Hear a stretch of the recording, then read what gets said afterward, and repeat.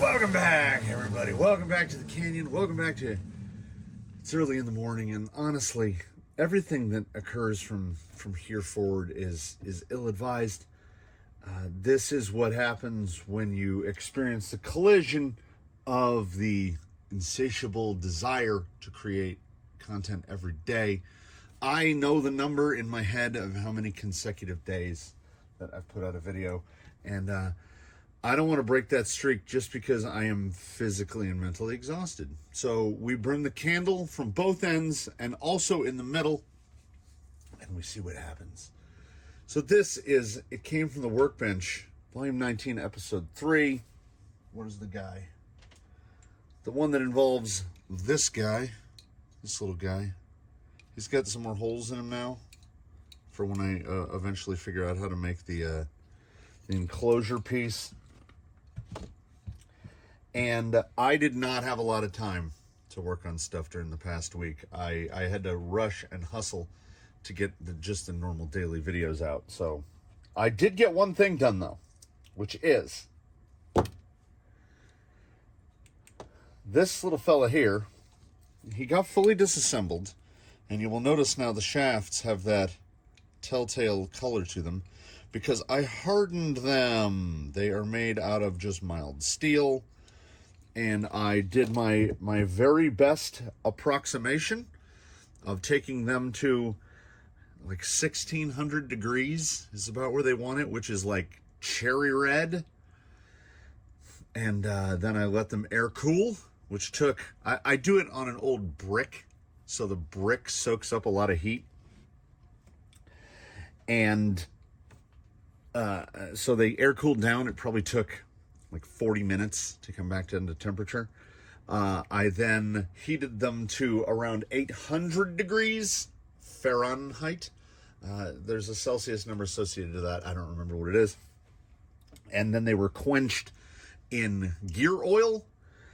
Once they were quenched in gear oil, they were cleaned and they were placed in an oven at 300 degrees for 1 hour, and hopefully they are annealed. So once everything was put back together, I felt like things were pretty smooth. So I said, let's try a no grease, as we want this exposed. So all of the gears are treated with our buddy right over here. The chain wax for bicycles, and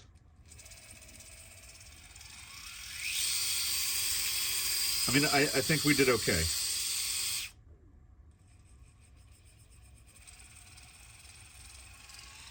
So I think we're good. And I know that many of you should be aware that I'm not huge on making a lot of cuts. And also, there's still no absolute guarantee that we won't end up with an outrunner on this, because I am... What's a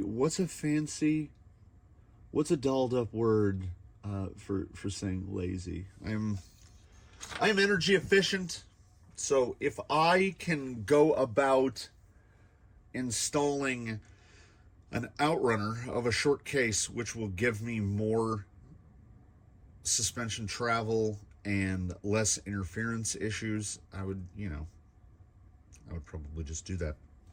Now, that in many of these, let's see if I can move this in one shots.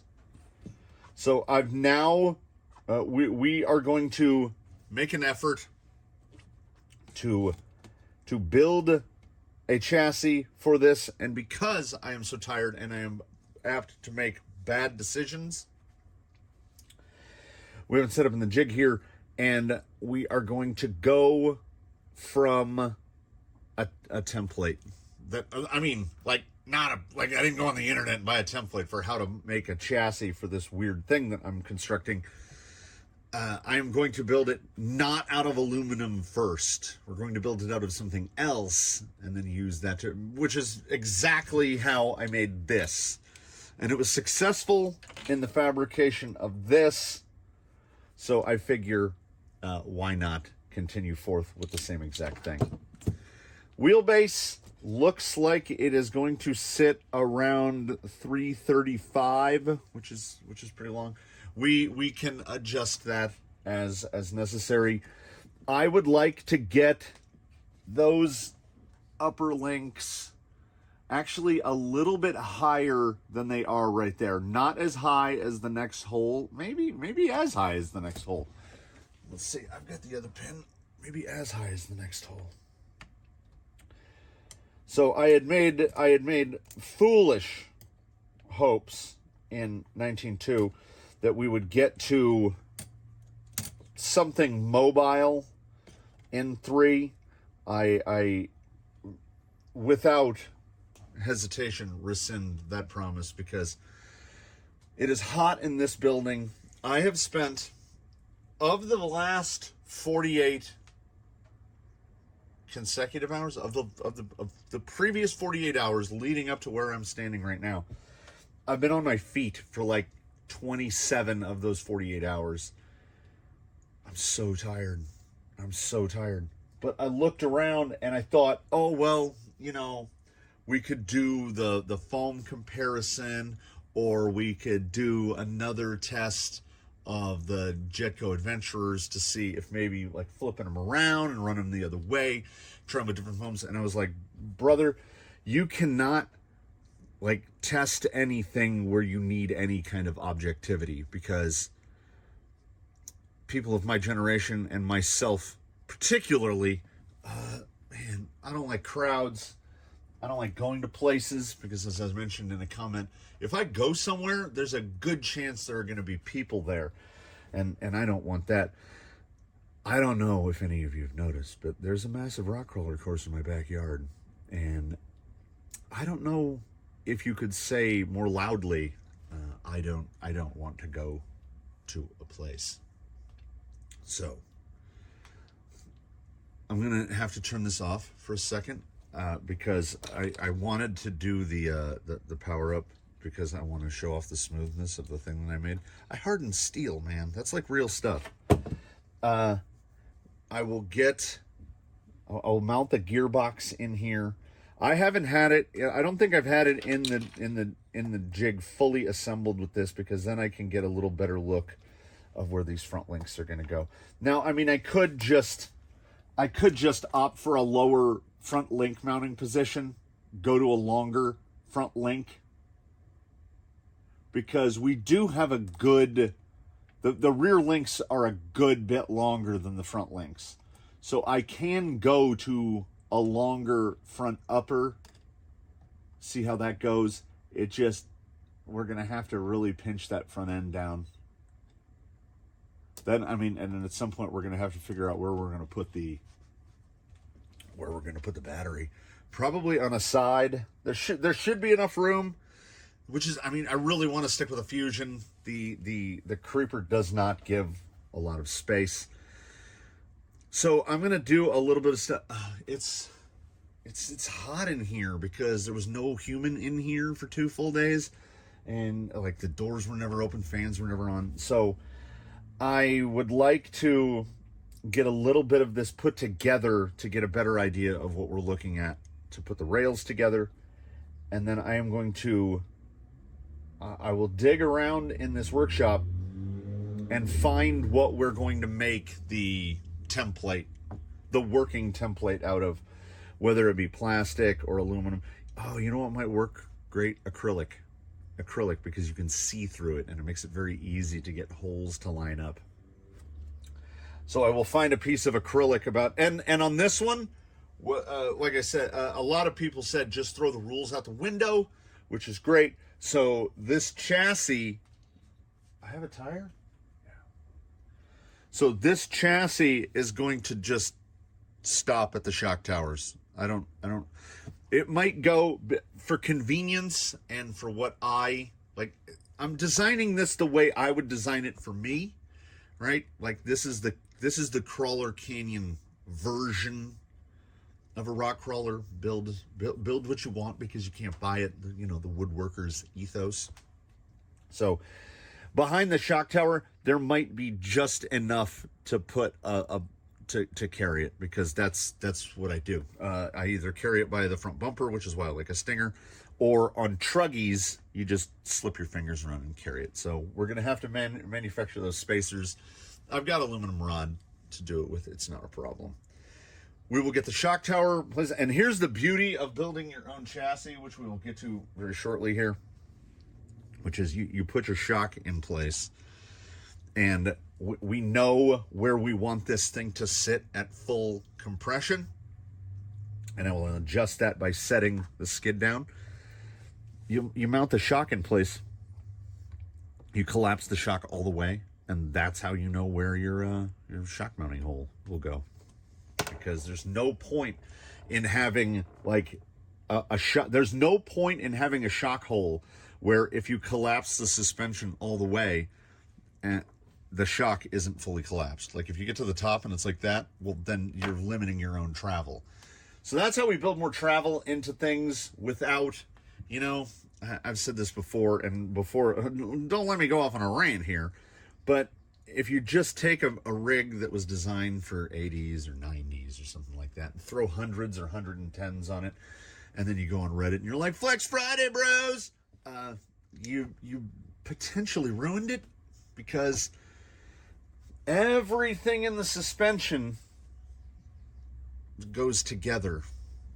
The cases are few and far between where you can just put a 90 on and take it off and put a 110 on, at least from stuff that you buy from a company in a box. I mean, if we get to something that's pro, they'll give you 6 or 7 shock mounting options, but those are generally just, they'll be in a nice perfect arc. So it gives you a way to stiffen and soften your effective spring rate. But it's not there to allow you to go, oh, I want to put a shock on that's 20 millimeters longer. In a lot of instances, you can get away with putting a 90 on an 80. And there have also been instances where trash can engineering has taken place. And I have taken on off of a 90 in favor of an 80 because the rig just works better. Like I think companies are throwing an aesthetic in front of performance. And if we're going to build this guy, and we are, I'm going to put performance slightly ahead of aesthetic. We want this thing to do the thing. So what I think I'll do is I'll pull that. Oh, I also had a thought, and this might go into practice. If I can find a 3 millimeter that's long enough, and I don't have to fabricate my own because I would prefer not to, we can move these out to the outside. And if they're that far outside, it might just clear this. So that's why the gearbox has to be mounted. I will finish assembling the servo mount. We will throw a servo on it. We will get this thing. We will get to, I think I have the other halves of the drive shafts. I think I have the drive shaft lengths pretty correct. Here's the other part of the rear. Here's the other part of the front. We will get this stuff. We're going to start like dry fitting so that I can find a piece of acrylic, cut it on the table saw. I do not like cutting acrylic on the table saw. I don't know how well this will show. If you've used a table saw, you've gotten a kickback, and okay, you see how it goes across like this, comes like that. The scar didn't really show up, but that went all the way down just to the back of the nail bed right there. And this was my push hand, and this was my off hand, and I was cutting a piece of acrylic, and I was cutting it the correct way, which is not a thing that I ordinarily do. I ordinarily say things like, don't do as I do. Here we go. This Vanquish instruction page will be perfect. So imagine the acrylic is this size, and I'm cutting it across the table saw like this. Right as the acrylic went to clear the blade, it turned like that. It just went, and the back of the blade, so you know you got a big blade and it's going like this. The back of the blade grabbed it, shot it around just like that, and it went like, wait, I'm catching, right like that. And this was like half of a triangle, and it just peeled it off. So you could see a little white, which I assume was bone. So I think I got like 5 stitches in there, and this they just like glued back together. And it did fracture this bone, and that was, And like I say, that's the offhand. This is the hand I was pushing the material with this, and it just went right past it. So that's probably my worst table saw experience, and it was done cutting acrylic. So I don't like, because acrylic melts and then it re-melds back together. I still do it all the time. If you'll recall to other things, where I have my big screw arranger over here, that's entirely built out of acrylic. Right up here out of frame is the thing that holds all my shock oil, which I realize I can pick up. So this was all cut on the table saw, because a buddy of mine, a good buddy of mine, did door and window for years, and they would get big full 4x8 sheets of 1/4 inch acrylic, which now a 4x8 of 1/4 inch acrylic is $400.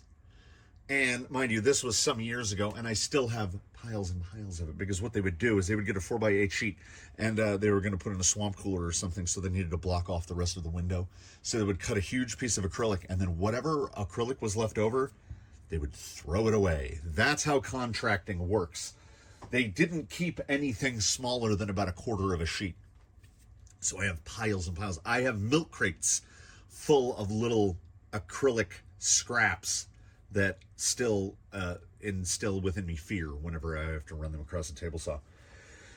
So I'm going to do some fiddly work on this. I'm going to turn this fan on over here. I'm going to get a little bit of music on. We're going to see how much, like, if we can get, I'd rather cut aluminum on a table saw. So if we can get to where we're cutting some aluminum, maybe the energy will start pepping up on me a little. I make these efforts not to have my watch roll towards the camera, so I'm telling you what time it is and what day it is, but I make efforts, like we're trying to maintain an illusion. No illusion here, everybody. This video is being made right now. This video is going to be made in one session. As soon as I finish this filming part, and I know how much time I have before it has to go into edit, because it has to be, when you're watching this, if you watch it on the day that it's uploaded, that's the day that it was made, because I was at, oh man, this'll date it triply. Go check out the TikToks about Anime Expo 2023, or as they're calling it, LineCon. Oh man, one little last analogy before I go put this stuff together. So we got in line to go into South Hall, and there's across the street, so Pico Boulevard runs under the convention center. West Hall, South Hall, I know that makes sense. Right on the other side of West Hall is Crypto Arena, which used to be the Staples Center. So Pico runs right here. So we're on the west side of Pico, which is the opposite of West Hall. Whatever. On the other side of Pico from where we are, there are two lines going off in opposite directions. And my wife and my kid are in line, and I'm like, you know what? I'm going to go walk. I'm an old dude. I like to walk. I'm going to go find out what this is. So there's a line that starts at the garage for West Parking. Oh, you know what we need? All right, Susan is going to be West Hall. This is West Hall, and we're in line for South Hall, which is this radio link box, and you only need to see the edge of it. So yeah. Okay. So here's South Hall. That's better. Here's South Hall, Pico Boulevard, West Hall. We're right about here to come around over here and come into the entrance. Luffy and King Lobster will be playing the Crypto Arena for this documentation. There's a line that starts about here, and there's a line that starts about here. This line goes this way, and this line goes this way. So the first one I do is I walk over to this line, and I see where it goes. So this is West Hall, but West Hall doesn't come all the way out to Pico. There's like a big entry section, and it's like sloped. And then there's like a big beer garden section outside that. And then, so West Hall, this is the property West Hall is on. And West Hall is actually, so well, honestly, we'll say West Hall is like that, right? And here's the whole thing that West Hall sits on. Parking lot, the line starts here. It goes all the way around this building and comes in over here. Now, I realize there's nothing here to give you scale. This is like 4 city blocks. So this line is a half a mile long to get into the building, to get into West Hall. Right where this line ends, there's another line that starts right here, goes all the way around Crypto Arena, comes all the way back over and goes into the front of West Hall, where that main entry is, the one that has all the banners on the front and has kind of a Space Mountain look to it. So that line is the other line to West Hall, and it's probably about the same length, about half a mile long. This is South Hall over here, and we are right under here. There's a, I need another, there's a part right here, the connector, which goes over the street, and it's like 2 stories high, and it connects West Hall and South Hall. We're right here under the connector, so we have to go to here. So it's the shortest line by far. It's by far the shortest line. It's also very wide. It's like 2 lanes wide. All these other lines are like 3 people wide. This line is 15 to 18 people wide. So when people look at it from a distance, they see this crowd of people and they go, I'm not getting in that. I'd rather get in this line that's a half a mile long. From where we are here, this to here, you know, not to scale, it's about 75 yards. Like, we have the length of the overcrossing to go under, and that's it. And we're there an hour and a half early. By the time doors open, this line goes out past South Hall and is kind of wrapping out onto Pico, and LA Live Way is down here. So it's out past, and it's huge, right? Also, out of frame, there's a line running in front of South Hall like this. And it goes all the way down to the parking lot. And that's the other line to get into South Hall. So both halls have 2 lines, and they are all unbelievable. So all the TikToks are calling it like LineCon 2023. People are in line for like 4 hours, 5 hours.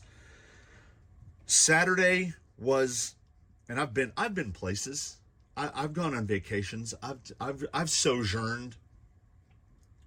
Is the most people I've ever seen in one place in my entire life. Like, there were points in the exhibition hall where, like, it was penguin walking. You can watch people's heads doing this because people are taking these little shuffle steps.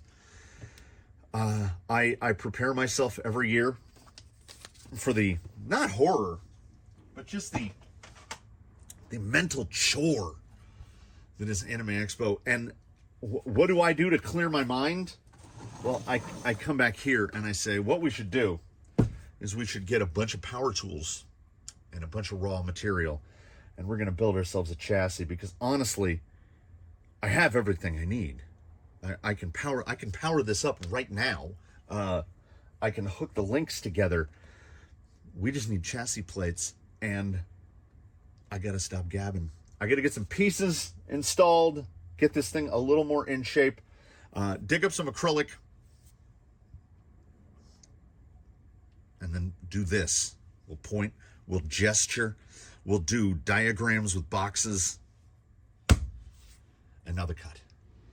All right, we've got the rust bucket of a cooler going over there, and when I say rust bucket, whoo, baby, there are spots. If you're unfamiliar with an evaporative cooler, if you're from a part of the world where evaporative coolers aren't a thing, we call them swamp coolers out here in the desert. It's basically some sort of pad, fiber, or mesh that water is trickled through, and then there's a big centrifugal blower inside that pulls air through that. And when you pull hot air through water, it cools it down. Now, it can cool the air down about 15 degrees. But if you take something that's metal and runs on electricity and you fill it full of water, I have to assume electrolysis is part of it. Just good old-fashioned rust is also part of it. So imagine a box with all 4 sides cut out. So it's 4 posts and a top and a bottom. And 3 sides of it have cooler pads, and the other side is where the air is vented. There are downdraft ones, but let's not get into that. This is just a conventional wall mount one. There are sections of the pillars in the corner you can just put your finger through. The metal has turned into like an orange paper, but it's still blowing, and it's still making cold air. So we're going to run it till it falls off the side of the building, which is the standard operating procedure for evaporative coolers. Got the servo mount in place, mounted the servo. This is not the final horn. There is every chance this isn't the final tie rod either. It's got, I don't care to have the tie rod that far out in front of the pumpkin unless it absolutely needs to be. So I haven't really gotten to check full throw to see, like, you need 2-3 millimeters of clearance. If it's way out here, it's just a rock whacker. You're just going to scrape it into rocks. Now, the position that it's in also does kind of protect the horn. So that's something that will be determined once we're more into a running position. I have opted, I looked at it and I thought, oh, you know, top of an axle, let me grab an axle. Top of an axle has got the 3 points. I don't have a housing. So you've got like a W shape and a link goes in to either. So, okay. So you've got there and there, right? I mounted it to the outside and then I was like, just put a lock nut on the inside and just lock nut them on. These are not something that you need to change regularly.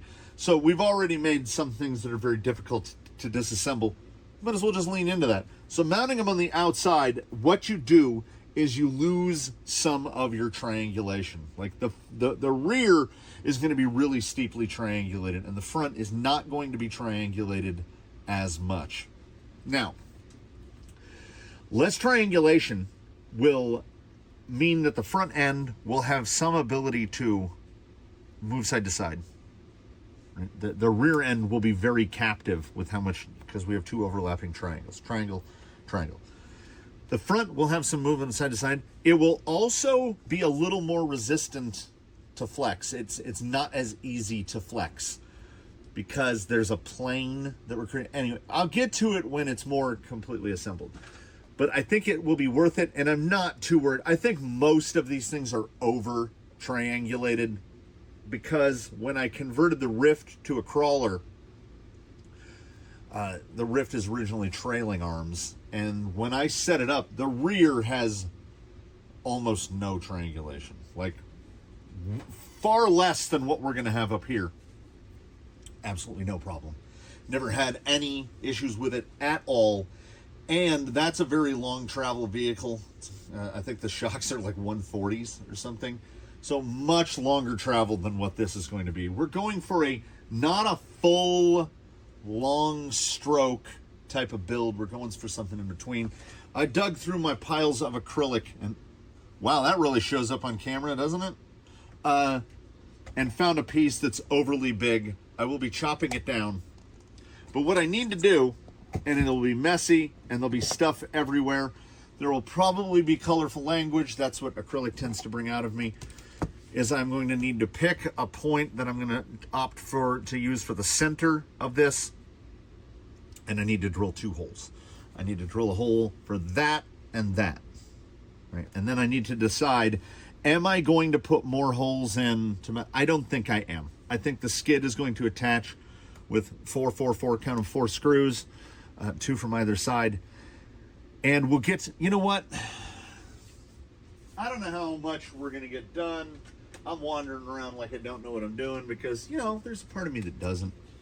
So what I'm going to do, we're going to start, like, let's pick something that we figure is in and around the middle. So there is the bottom of the, boy, that really, the camera doesn't know what to focus on. There is the bottom of the skid. So here's the skid. See, I can just wipe this off with alcohol. There are the 2 holes. So what I'm going to do is I'm going to extend, I'll measure this measurement here. And I'm going to go for like a 12 degree. So what we're going to do is we're not going to kick the skid. We're going to kick the chassis. So the chassis will go like this and have an angle in it like this. Then once that is assembled, we will take a piece of Delrin, another piece like this. We will bolt it in under here like that. So there'll probably be a screw hole here. And then I have plenty of room in the center of this skid. And I'll probably do a hole down through like that. Probably 2 of them. So it'll have 1 from each side and 1 coming down through from the top. Take it to the sander, we'll grind it down flat. So this will have an angled skid, but the actual skid that the motor and gearbox sit on will just be flat. So they'll stay parallel. but we'll still have the kicked skid for better breakover, and we'll try to kind of line up the links with it, because generally your link will come in here like this. Here's your rod end going off to your link, and then what happens is the kicked skid is angled up, and then you have this angle here, which is why they tend to use high clearance links, because then the link would go up like this and then down like that. So when you have the kick and the skid, you have this big high clearance area right here.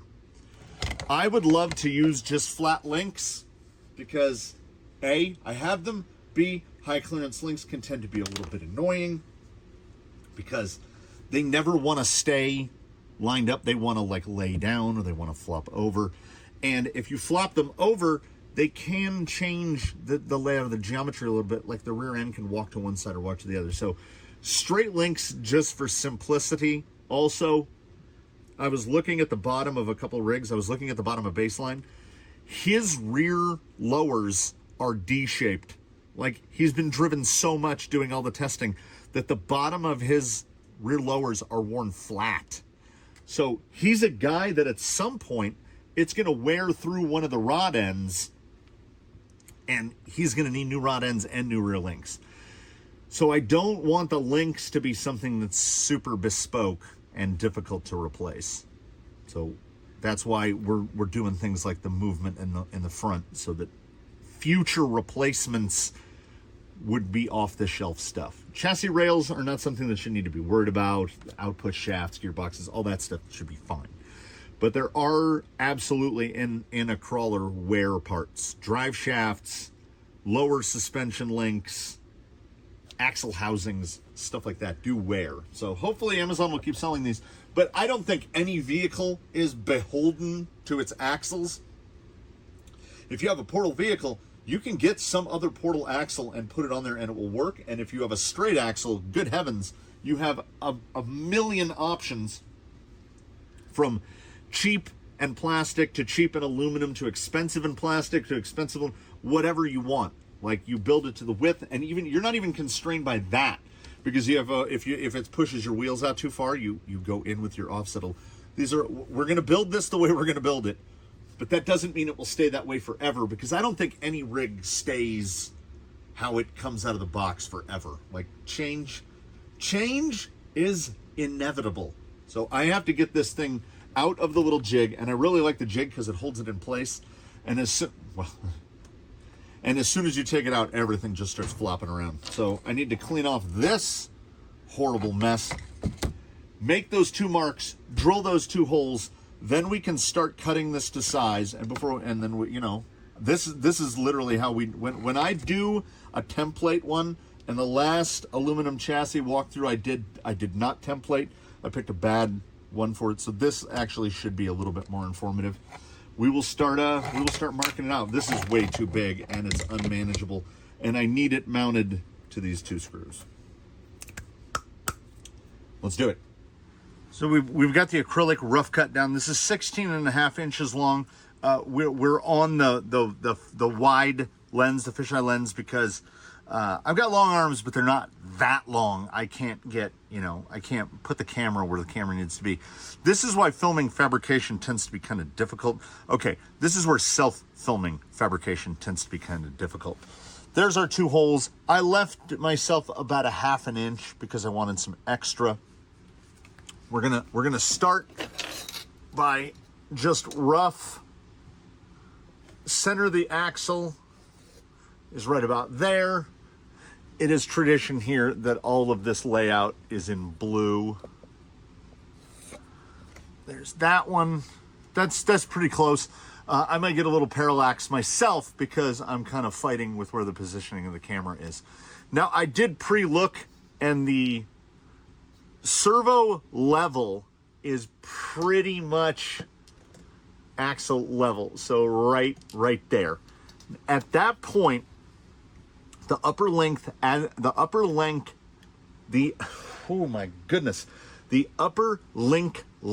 as configured falls, of course, as is the way things work when I'm doing them, falls pretty much perfectly in line with the motor plate.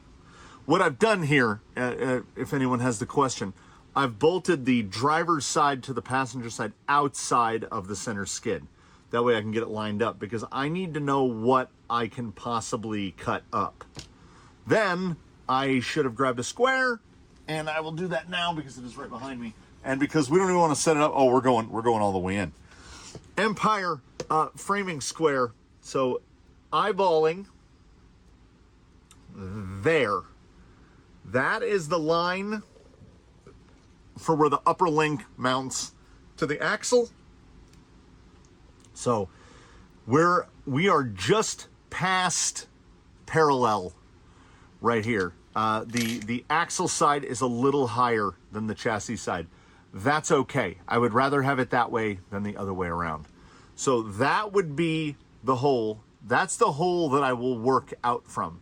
We are going to do, I'm going to set, we're going to set a limitation on ourselves. We're going to set a limitation. I don't want to go over 20 holes. I understand 20 holes is a lot, but adjustability in these things I've found is pretty critical. So this would be kind of like top right-hand quadrant. So there will be like maybe one row of holes behind it, one row of holes above it, and then the holes would go down this way. I try to limit them to 16 just because I think I'm crouching. I don't have anything to sit on. 27 hours on my feet. Old legs. I can only crouch for so long. So if it sounds like I'm moving all in stereo around the camera, that is why. And we're crouching. So this guy I want up here. So for his point, we are going to do two. We'll start with two lines. First line will be, this is the line just a hair higher. Very scientific. Move it a hair. That is the line of the upper link from on the axle. So, and these axles do have two positions, but I would rather have the link risen at the axle end. So that is actually pretty close. I think where I want for the positive anti-squat is probably right about there. Got a little angle on that. There. That looks to me, rough guesstimation, that looks to me about 10 millimeters apart. And if it's 10 millimeters apart, that's fantastic. It is 9. So we will up that top one by a millimeter. Now, what I do need to do is make sure the axle is sitting where I want it. And then this guy is going to be right. Very high tech. Right there. Is that right? No. Yes, no. Close. All right, we can't get as precise of a position for the rear one. Like I said, a lot of triangulation. But now we know we can't go below here. We can't go below here. So we'll go out a little bit. We'll go out to about, we'll just choose a random point. We'll go out to there. So we don't want to cut any of this out. So that needs to stay. This skid is going to have the angle on it. I will determine that angle later. But basically, from below this plane right here, all of this, we can cut all that off, and we can cut all this off. And once we cut those two rectangles out, we can indeed then bolt the axles on the way they are supposed to be on, and then we'll be able to get much better link positions. So I am just going to bandsaw. I'm going to do them real rough and dirty. I'm just going to go, all right, well, okay, no, because we wanted to come forward, right? I want to have a link box there. So let's go with our good friend, the 45. There we go. This is the beauty and the power of acrylic. We are going to be cutting so much more off of this. There will be so little of this acrylic left, but better than trying to do guesswork on aluminum, because we're not rescuing the whales in Star Trek. We don't have access to the transparent aluminum. Man, that would be cool. I'm going to cut out that, and then we're going to bolt it together, and then we can get a much better look because I can touch the ends to the acrylic. We can get a much better idea of where these things need to lay. That's where these things come from. They just spring out of the ground. Rough cuts are coming out mad decent. I was, as anticipated, the link position when we get it right there. I think the link had rotated. So this was the original mark I made. This is the mark I made to get the split that I wanted. That's pretty much there. The shot with no pinch, with just straight, the random width that I chose for the center chassis, which I realize now we could just skinny this boy and I could just shave 5 millimeters per side off of this and have a no pinch, just a straight run. I think I went with 3 inch. I think he's exactly 3 inch. He might be 3 1/8. So between 76 and 80 millimeters, depending on what it looks like. Now, the shock lines where the tabs are for the shocks are lining up almost perfectly. So if we pinch this, typically a front and rear spacer is like 76 millimeters. So we might go down to, I remember why I went wider. I went wider because I didn't want to worry about interference here. So cutting the center skid narrower, that's for later. We will operate off of the 76 to 80. I can't really measure it accurately from the top looking down that far. I can't really tell. But everything, let's get this to position right there. And then if you swing this up, it's like, it's right there. I eyeballed that one precisely, and it looks like we should be able to get decent flex before it comes into contact with the motor. So that's excellent. So yes, we will maintain this box. This will kind of be the boundary box. I will of course grid it out and mark it, but all we do on the acrylic, we will make a single hole to hold the link. We'll do all the gridding and the multi-hole, the putting out the grids on the aluminum. There's no point in doing it here because when you, and I know this from experience, because when you try to transfer from the one material to the other, it never works. Holes start wandering, stuff starts walking. So we've got quite a bit to cut off here, but what we'll do is we know that this is the boundary right there. So I'll figure out, I'm probably, again, just going to go lazy. This is 3/8. I'm blocking the whole thing. This is 10 millimeter thick Delrin. So I will put another piece under it and we're just going to go off that. That's what we're going to use for the skid. I don't want to have to deal with thicker material or custom sized pieces or whatever. We're going to cut a piece. We're going to put a couple, like I said, we'll put a hole. I would like to get directly in line with this hole here, and then we'll go like middle of the skid right here, depending on what the taper looks like. I'm going to kind of go with, here's 3/8, and then we're going to come up past there like that. And that's how we're going to do this. That's how we'll do the angled skid. Well, the skid will be angled. It just won't be angled the way we typically angle it. And by doing the angling that way, yes, I absolutely recognize that you can see daylight beneath there and there. I could have run dados straight across and drop that down, but we're talking about lowering the CG,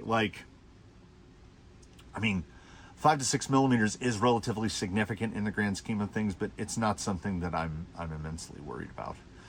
Then once we get some holes lined up, we can figure out where this is going to sit down, and then we'll see how much we're going to cut off the lengths and how much off the verticals. I have to get 2 link mount holes in place so that the axles won't flop back and forth, because once we've positioned the axles, we can slap a shock on there and see where the shock lines are going to end up, because there's no point in building this any taller than the shock tower. I'm hoping not to have anything higher basically than the motor. Just the body mounts will extend up above that. I haven't decided how I'm going to do the body mounts. Part of me was like, I wish there weren't so many holes across the back of this housing right here, because I could just run a piece across with the 2 posts and run the body off that. But we're going to need skirts anyway, because we've got to put the receiver somewhere. I could put it on the servo, I guess. Even though things have gotten a lot better here in the future, I don't like to put dissimilar electrical things that close to each other. I mean, it hasn't really given me a problem in crawlers, but in go fast stuff back in the old days, like, you didn't put the receiver right next to the speed control, because then it would glitch out when it was 300 feet away from you and slam into a parked car at 40 miles an hour. So it's not as much of an issue as it once was, but I would like to just, the dream is to get the gearbox to line up with, I can't get it in the frame, to get the gearbox to line up with the window, so that when you look down through the windows, you can just see gearbox twirling away in there. But we have to adapt and move and adapt. So I pull it apart again. I drill a hole there. I drill a hole there. Not there, but there. And then I will actually we'll wipe it down before it gets put together. And we'll start with new blue holes. A couple of notes. Firstly, I should have punched before I walked. We already have a bonus hole, which is too far. That would be far too short of a link. So we're never going to run a link that short. The line of links will start 5 millimeters before this, so in there, and then this will be the highest one. So here's the link box will be the box for the holes will be right about there. And actually, I would probably like to go down a little farther. So this might be a 20 holer. I'm going to say 4 holes.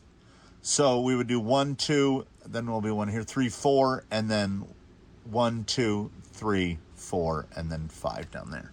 So 20 mounting holes for the front in a box that will be, that'll be 20 by 25. So 3/4 of an inch by 1 inch. There'll be a decent sized little box here.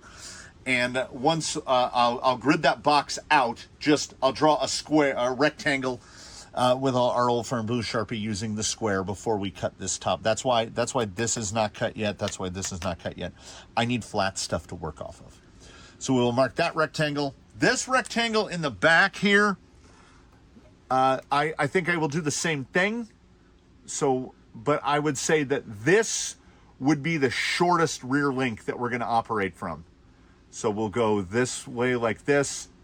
So that is as high as it goes and as short as it goes. So he's the furthest back hole.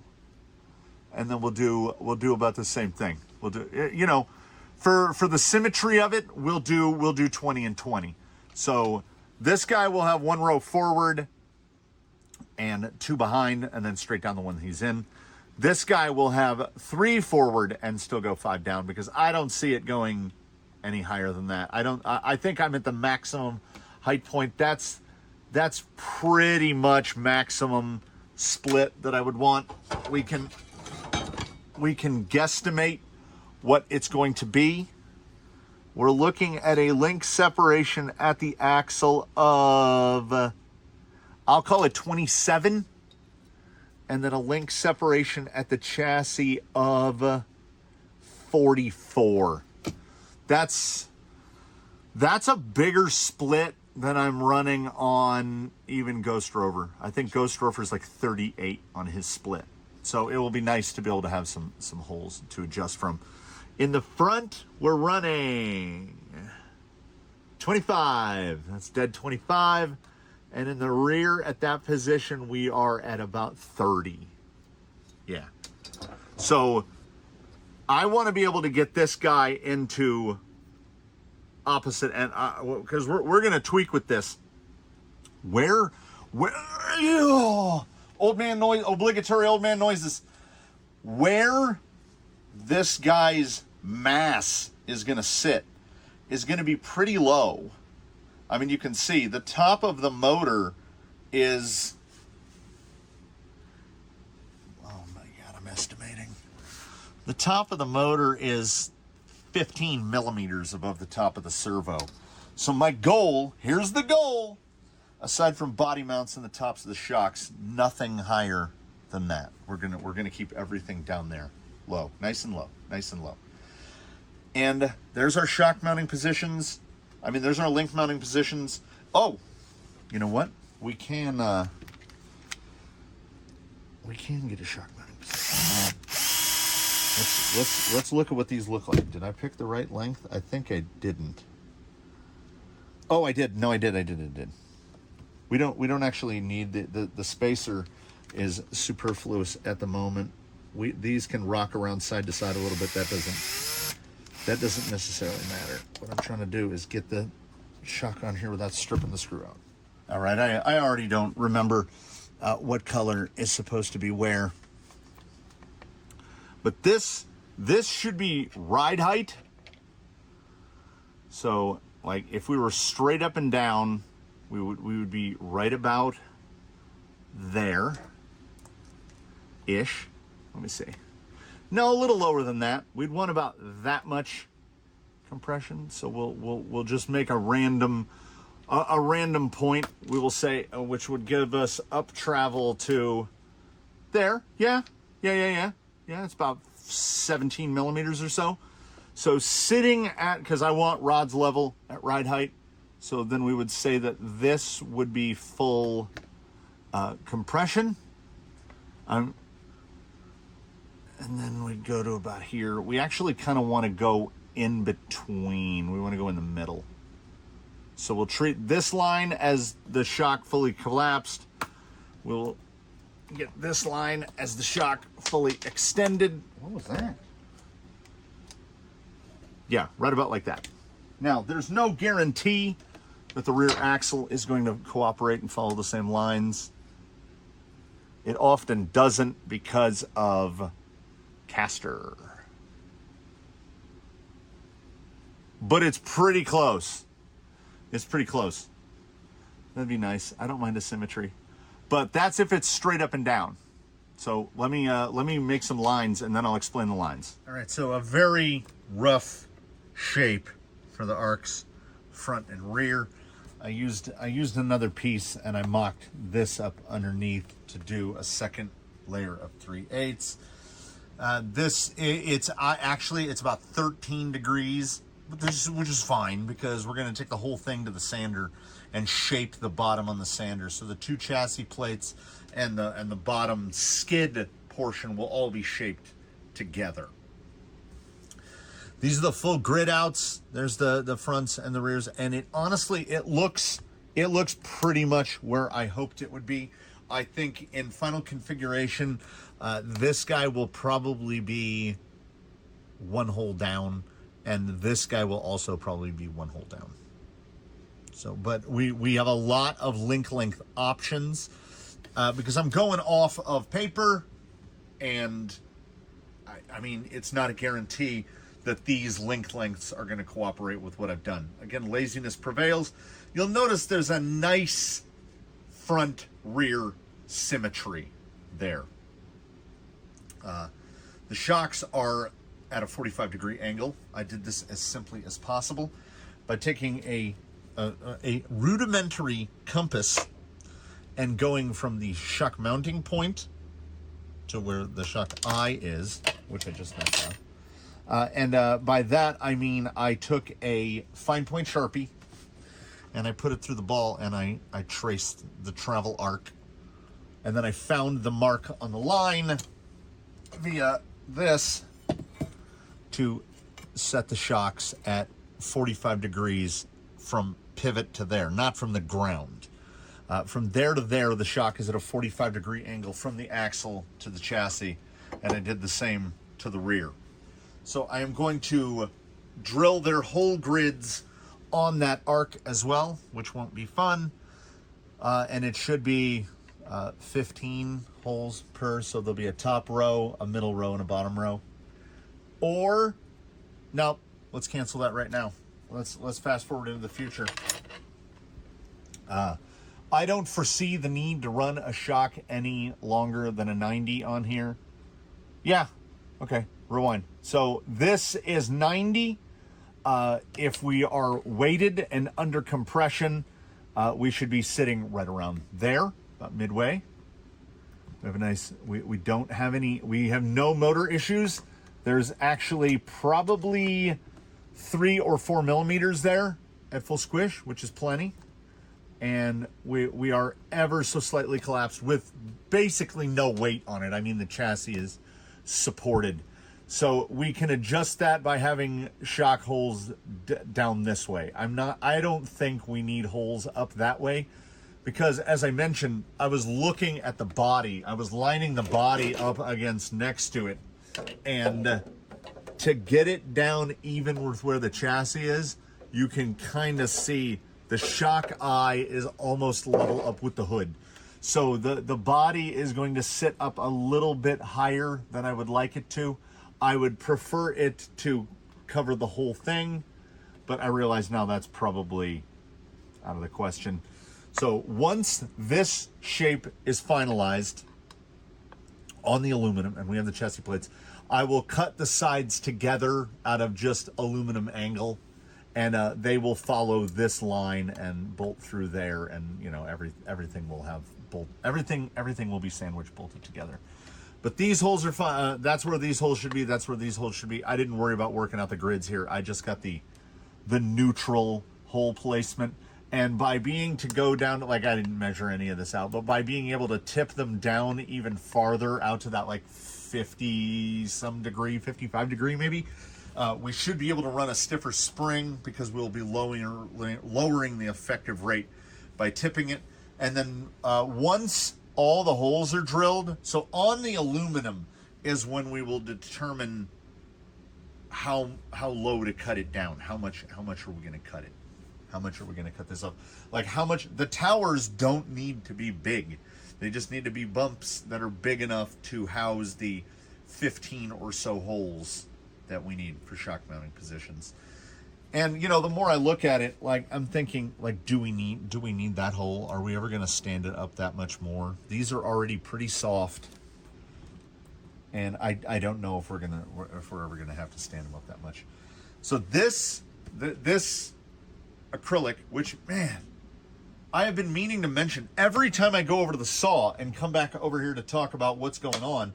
I'm like, this, we've got all different kinds of acrylic here. All different size rems, little bits, little pieces. We got real lucky today. That's the good stuff. That's the stuff with the, like, the name brand, those weird trade names like Rhino Light or Tuffock or Tuffac or whatever they are.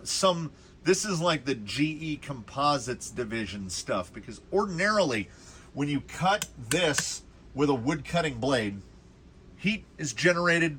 It's plastic, and what will happen is a little burr forms along the edge of it as the blade is passing through, particularly on the bandsaw. And then as soon as the bandsaw goes through it, the two sides of burr, they just melt back together. So sometimes you have to like razor knife the halves apart, because they basically just welded themselves back into one piece of acrylic again. Not this stuff. It cuts so clean. I mean, there's no cleanup. This has not touched a sander at all. That's just rough cut off of and I run a proper woodworking blade on my woodworking saw, like a 6 TPI blade. So it was cutting super clean through this. I had the opportunity, I marked this line, and then when I was looking at it with the skid installed, I was like, I really don't want that much motor showing on the side, so that was a cosmetic choice. Once the towers are in, how far, we'll see how far the chassis is going to dip down. But like I say, that mostly takes place on the aluminum. I will figure out where the uppermost hole is going to fall, front and rear, and then this will get zipped off, because I want to use the minimum amount of aluminum. I want to use as small of an aluminum piece as I can. And I left this way long on the back. I think the length in the front is probably just about right. It might be too long by 10 or 12 millimeters, but there will be almost nothing up here in the front anyway. That's about the thickness that we'll have. and then it will probably, here's my guesstimate. So I need to leave a spot for a body mount, and we would actually want the body mount probably somewhere right around here. So body mount there. So this guy would come, we would go like this, and we'd bring it down like that, just a little taper on it, leave a space for a body mount to go up. And then the tower, because like I say, I don't think we need to go any higher. This will come down just at like 7 to 10 millimeters past, and then we'll kind of come across here to right about there, I think. So when you have this many shock mounting holes, you tend to leave a lot of extra material. Same thing on the rear. We kind of follow the same arc down, but we don't want to go too close. I mean, these things always come out looking like strangely organic, and then we'd have to fall off here. None of this is official. Maybe a little tighter, and then around like that. I kind of try to copy these arcs when I get to the final of it, so that it doesn't look too ungainly. I mean, do I want a big bump there? No. Do I want a bunch of spots to mount shocks? I mean, mount link positions? Yes. And the same with the shocks. So yeah, that looks pretty good. And then I think for the rear, because the rear doesn't need a body mount, we're just going to come off of this, and whatever this line is, so we're coming up right here, we're going to shark fin it, and it's just going to come right down like that. So the rear will just be a bump with the holes in it. And the problem is that I have an idea on top of an idea on top of an idea, and then I just start marking, and then when it comes to cutting this, I'm like, I don't remember what any of these marks were for. Part of me wants to say, get a regular element front bumper mount, put an element, and then turn 2 aluminum pins and make it so that the front of the body goes over it like that and then swings down onto the other ones. And hey, we won't rule it out, because if it means that I can make the chassis smaller and thinner and more agile, because then, like, if there's no body mount here and this is the final hole, just like the rear, the front could just come down like that. But we have to, as usual, we're going to have to leave some sort of provision for the front body mount. And it's so easy. Like, I've really gotten that method perfected with the 2 vertical posts, and you just drop it on and then the body goes over. At worst case scenario, you have to run 2 pins. Daphne generally runs no pins. Toothless runs 2. With the servo cover on Hardline, he doesn't even need to run pins. Like, it's nice. I prefer not having to run a body pin. But magnets don't tend to stand up too well to how badly I drive. So that's where we're getting. That's where we've gotten. I'm already, this was only a couple of hours to get to this point right here. And let me tell you the reasons why I'm not just grabbing aluminum and cutting right now. I don't trust myself. I think I'll be sitting at the computer some hours from now, and I'll have like one of those moments where I realized, oh man, are you lucky you didn't cut off the thing that you almost cut off, because like I feel like I don't know what I have forgotten, but just constantly lurking in my mind is the idea that I've forgotten something. So as this is pretty much finalized right here, and my brain is, I don't want to say it's too scattered to do this kind of thing. Not generally. Generally, I'm okay. I'm equipped for this. But like right now, trying to remember, the thing about the Rhino Light Tuffok, I couldn't remember it for like an hour and a half until I finally mentioned it. So this is semifinal in plastic format. We will get to where I'm cutting aluminum. And you know what it is? Like, once I'm confident that this line, like, I'll just leave it wide, but I need to know that vertical height, because I want the panel, the chassis side plates, to be as shallow as possible. Once I've got those, I will just raw cut this out, make the mark on an aluminum, cut the first aluminum, get the second piece, bolt them together, start laying out the grids. From there, it's just repeat and rinse and repeat and rinse and repeat. And the goal is, once the aluminum comes into play, try not to put it together and take it apart 1,000 times. I feel like these holes, I feel like we're good. I feel like this is good. Once I cut another piece of Delrin to fit and I drill the holes to mount it, no problem. I can do that on the aluminum. Those holes can be blind. It doesn't matter. Once all that is there, then it's just a matter of cutting, drilling, tapping, and then put it together. Honestly, for the remainder of this, to get this to where it's in a roller configuration, the most difficult point is going to be determining how to do the front body mounts. Now, on ones like Blue Sky High, what I've done is just, I put 2 holes in the panel and I just literally bolt a body mount directly to the chassis. And honestly, as this thing is going to be built to hold a creep, and if the final owner of this ruins a creep, they're $25 to replace. So this thing is going to be built for a creep with no provision to mount anything else. So honestly, like, see how I have this back here? Honestly, it's probably going to go like that, be rounded off right there. And then I'm going to check. See, that's why I don't cut it. Or is it not? Because we need a piece. So it's going to have to go, I'm going to say right now, it's going to have to go to right there. Because we have to have a spot to put a brace in the rear, unless we just keep this line up like this and give it a weird little tail, and then that comes around like that. A little dongus for a tail, because the up travel on this thing is going to be significant. And like I say, there's something I'm forgetting, and it's impossible to sit and think and remember the thing that you've forgotten, because I don't even know what I'm forgetting. It's not like I misplaced something.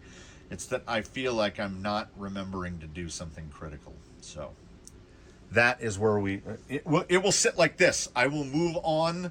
I will do like an installment of episode 20. We'll do some test stuff during the week. We'll do a Wheelin' Wednesday. We'll try to beat the heat on whatever. What are we looking at for Friday? For the State of the Canyon. State of the Canyon. 90. That's not bad. We can maneuver through 90 no problem this week. I need to get started on the paint for this. I need to paint the body for the Kleimenstein TRX4. Is that 17? It came from the Workbench 17. I hope to get that in this week. We've got the paint for it. My buddy picked out the colors, brought over the colors so I can paint that body. And we throw news at the end for the 1 of 6. For the 6 of you, it's in the mail. It's on the way from Associated Electrics. We've got the XF inbound. We're going to build that Blue Sky High. Like I say, maybe not time this week, but next week, Blue Sky High will be Blue Sky High with a Y. So his name will no longer be Blue Sky High HIGH. It will be Blue Sky HY, because he will be the Blue Sky Hybrid, where he's going to be half MST and half Element. And he's going to be something. He's going to be something. It'll be sort of like this, only, still built by a madman, but built by a madman in a different way. I'm so tired, but I'm an old dude, so I can talk even when tired. I have like moments. It's like ebb and flow, right? So thank you so much for watching, everybody. Next time you see this, I apologize in advance. We're not going to go through the whole rough cut raw assembly procedure where my hands are going to be jet black from getting Relton A9 all over him and cutting the aluminum out. He will be bolted together. He will have shocks in place. He will be a roller. I will not go any further than that. You guys will see the first power up, the first run, the tuning, all of that stuff. We're going to go through all of that. But turning this Tuffok into aluminum, I'm going to do that on my own, because I don't have enough brain to divide between the two actions. So, some very small apology. Did I say thanks for watching? Thanks for watching. Comment below if you think there's something I forgot. Mention it, because I won't be working on this guy for a couple more days, probably 4 or 5 days from now. And you've seen the watch. You know that if you're watching this, everything that has occurred a couple hours before you were watching it. So I thank you for watching. Please do comment below, as I said. Like, subscribe, etc. Sometimes we run long. This one ran long. I legitimately, I need to go sit down for a while.